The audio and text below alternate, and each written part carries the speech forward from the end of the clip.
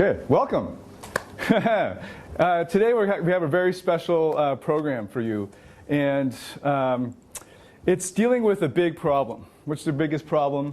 This is a problem that everybody, no matter how good you are with women, faces, and it's that she doesn't feel the way you feel. And the answer is the emotional activation system. It's something that I've been doing for quite a long time, but I've never had the time or the energy to sit down and backwards engineer it and figure out how it works. But I've done that now, and it's even shocking for me, because just thinking about it in that way, it helped me to uncover a lot of things I didn't know about before. The basic science behind why and how the emotional activation system works is a concept that's very well known in neuroscience, the concept of mirror neurons. If you've read Daniel Goleman's books, Social Intelligence, Emotional Intelligence, if you've read any of the latest neuroscience or social psychology, you will be familiar with this term. But what hasn't been used is taking the concept of mirror neurons and applying it to dating, and specifically how this would work from the man's side, how he would take advantage of mirror neurons and the associated scientific concepts around that. The result is that you're going to be able to make her feel how you feel, right? So if you are in love with her, or you're completely crazy about her, you think she's the most amazing person ever, she's going to think that not just about herself, but about you. That's the desired result. Okay, so it's answering a really big problem in that way. So that's the overview. And I'm just going to give you a really quick background into how I got into this question and the problem and the solution. I was once just like you. I was lonely, had no idea what to do with my dating life, and I didn't want to be a manipulative schemer, and I didn't want to have to memorize lines and routines that weren't about me, that weren't honest. But I thought that was the only way to do it, and so I did that. And it was horrible. I got very little results memorizing lines and routines and using other people's scripted material. And I just decided to do it in a more natural way. One of the inspirations for this is from the book Art of Seduction by Robert Greene. You guys have heard that one, right? You should. Well, some of you are from the Aura Academy, so you will have been assigned that work. Robert Greene's Art of Seduction has an expose on a certain character called the Rake. And before I got Success, I hadn't read The Art of Seduction yet. So I just sort of stumbled on this because just like in the movie, the latest movie came out, Crazy Stupid Love, there's the scene where the main character hooks up with this girl for the first time, like his first club pickup, so to speak. And it was just all about honesty. Right? He had all these prepared strategies and everything, and then it wasn't working. He wasn't calibrating them right. And she was about to leave. And he's like, no, this is what I was supposed to say. And he comes out with this stark honesty thing, which she really likes. It's a very humorous clip, but it gets at the point, and it's sort of the way I fell into it. I thought, hey, look, I'm this person. I'm a nerdy guy. I'm into high culture. I have a PhD. I do really arcane, esoteric stuff. And guess what else? I enjoy that. I'm not going to pretend to be a guy who's 10 years younger who likes to rip his T-shirt and do stupid things like that jocks do. You know, I'm not that guy, even though I saw plenty of those guys on my university campus getting girls. I didn't want to sell out. I didn't want to be somebody else that wasn't true to who I was. And when I accepted who I was, and I expressed that honestly, hey, this is who I am, suddenly things began changing, and suddenly I was getting results. So that was a big part of it. And then I read The Art of Seduction by Robert Greene. I read his explanation of the Rake figure. Let me read you a few clips from, or a few passages from it. It's on the associated slides that come with this. When he desires a woman, when the Rake desires a woman, brief though that moment may be, he will go to the ends of the earth for her. So I was thinking, you know, my problem was never that I didn't care about women. My problem was never that I didn't fall in love. That wasn't my problem. And I thought, well, I'm already able to have that feeling of going to the ends of the earth for a woman. And I know many men do. And I think that's their downfall. So scratching my head, trying to figure out why the most effective seducer character can use what every man already has and use that to his advantage. And then I read on. His greatest weakness is his overwhelming love of women. paradoxically, that's also his greatest strength. Okay. When the rake pursues a woman, he really is aglow with desire. The victim senses this and is inflamed, even despite herself. Green's a little bit creepy sometimes. He uses words like victim. But when the woman senses this, she wants, even despite herself, even if her rational, logical mind says, no, this is bad for me in the long term, my dad's going to be really mad. She still is inflamed with desire. The rake teaches us a simple lesson. Intense desire has a distracting power on a woman. And the corollary of the rake figure for the female is the siren, the beautiful woman who uses her physical appearance to entice men. And just as the siren's physical presence seduces and entices men, so does the male rake's intense desire for women. So your strength is actually your desire. Now you're thinking, if it was that easy, and I just got to want women, I just go to the club and like, hey, I want you. Why doesn't that work? Well, actually that could work if certain conditions are met.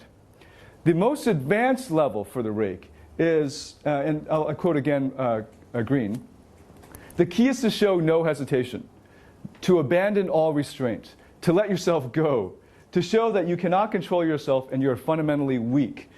This is the perfect cover for a seducer. So you just let it all out. Now what most men do is they don't let it all out. They're ashamed of it. They don't think it's a power.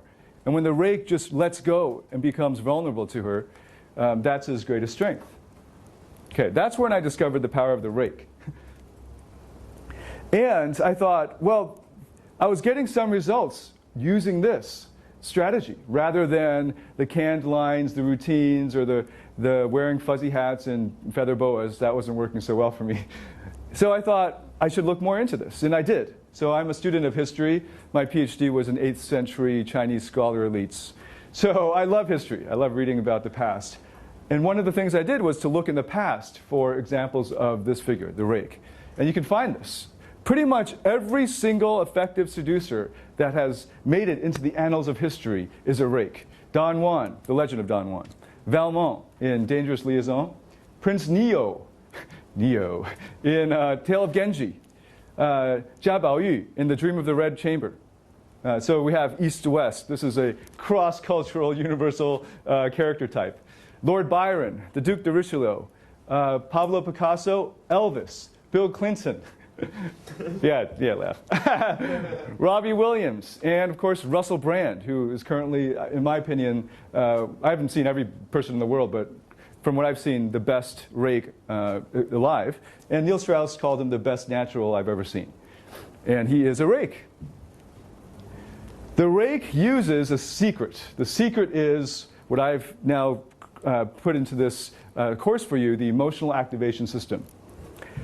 But it was great that it works for me, but I wanted to see it work in different cultures and different societies and different contexts. I wanted to see whether it works at the club and bars. I wanted to see whether it works during the day on the streets. So I did that for years. I basically neglected my day job and did that for your benefit. You're welcome. For almost 3 years, I figured out how to get 90% of my work done in 10% of the time. And then the rest of the time, I went and met women and tested out the system. I also tested the specific variables, and at each step I tested. And it's now available for you. And you don't have to go through all the hard work that I did, all the rejection that happened whenever I messed it up. But actually, rejection is the best way of getting evidence that you're doing the wrong thing. So I field tested this method. And as I was field testing it, I just had the literary evidence, the literary history. And I wanted to see if there was more to it than that. I mean, as a humanist, we're not exactly the most rigorous with our evidence, to be honest, right? So is there any science that backs it up? And I happened to have friends in the philosophy of mind who introduced me to a new field at that time I wasn't as keen on, which seemed to be really boring to me, the philosophy of mind, because it seemed like it was very far removed from reality. But when they showed me the neuroscience that was behind it, then I started to read about mirror neurons and the science of the associated science.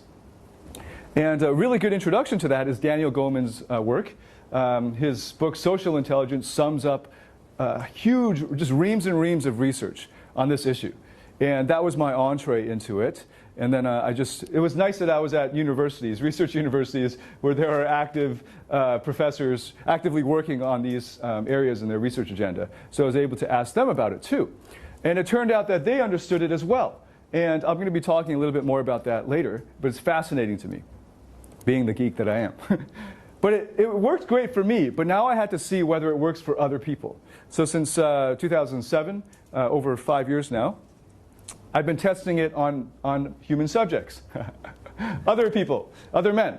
And it's actually what I did for my Elite Exclusive program, which is now priced at $25,000. Maybe by the time you see this, it will be more, because my time is really, really rare nowadays. I field tested it with them, and I got amazing, amazing results. And now I'm working it into the curriculum for the very large now Aura Dating Academy, and testing it on people that don't even know they're being tested. Thank you, thank you. So I field tested it not just in America, not just in Canada, but also all over Asia, in China, in Hong Kong, Singapore, all through Southeast Asia, and then again through the West, in Europe as well. So it's gotten the same results, but of course, because everybody's a little different, it really helped me to find a method that can convey the system in the most applicable, universal way possible. So that's what I've created here. And in doing that, just having to be more self-conscious about summarizing it all into a few hours, it's been a lot of work, because the Elite Exclusive program where I teach this is usually 6 months long. So you're getting roughly 6 months of coaching and knowledge crammed into this few hours here. So hold on tight. Okay, I'm going to give you a quick down and dirty on how the whole thing works, how the emotional activation system works. First, there's this concept called emotional intelligence. Maybe you've heard of it. I'm surprised that in Singapore, the mainstream media still isn't very well aware of this, which could explain the general lack of emotional intelligence, maybe across the world. Emotional intelligence. Maybe you know what intelligence means. This is usually measured by things like IQ tests. Right. Emotional intelligence is measured by EQ tests, which you sometimes find in more enlightened companies. Emotional intelligence is basically knowing what you're honestly feeling. Knowing what you're honestly feeling. And being able to articulate that. And then, by inference, being able to know what others are feeling. It's that simple. So how good are you at knowing what you're feeling, what you're honestly feeling, your own feelings? That's emotional intelligence. The second thing is, you need to know what the ideal man ought to feel. So first step, you need to know how you feel. Like honestly, I'm going to go into how most men are in denial. Right. First, you need to honestly know what you're feeling. And then the second thing is, you need to know what you should be feeling, what women, the majority of women in the world, what the kind of man that they would be attracted to, and what that man would be feeling. Okay? And then the third thing is that you have to be honest with yourself about your shortcomings. So now you have you currently, and then you go and look at what you should be like, and now there's a gap. You must be honest about which parts of you are are missing that gap, or in that gap. Right? Which parts of you are missing the shortcomings. Okay, and then there are two things following that. So that was the fourth. That was the third. So you, the ideal, the gap is the third, and the fourth is being content with who you are currently, but also progressing towards the ideal. Okay, that's the down and dirty on how the process works, of how you're going to be able to achieve the ability to use the emotional activation system. So you might be asking, well, that's great. Now I can know how I feel. I can know how she feels. What else can the emotional activation system do? Well, the main reason we're teaching this is because men want to make the woman feel the way they feel. So that's the main result, that you can make her feel the way you feel. In addition, it's great for turning her into your girlfriend. Some guys have this problem that they might hook up with some girls, but they don't want to see them again. The girls don't want to see you again. So if you do this properly, if you use the emotional activation system, you shouldn't have this problem. Right? It's great for turning her into your new girlfriend. It's also great for getting sexual very fast, so you don't get stuck in the friend zone, in the platonic zone. And the third thing it's also great for is that it's great for developing assertiveness, because assertiveness comes out of the self-awareness as well as the other awareness, and being honest. Being honest with yourself in a very deep sense empowers you in life to be honest with others. Okay, so it can do a lot for you. So I'm just going to recap real quick. We went over how I discovered the power of the rake. We went over examples of real rakes in human history. And then I gave you a quick overview of how and why the emotional activation system works. And then we talked real briefly about what the emotional activation system can do for you. All right, take a little break.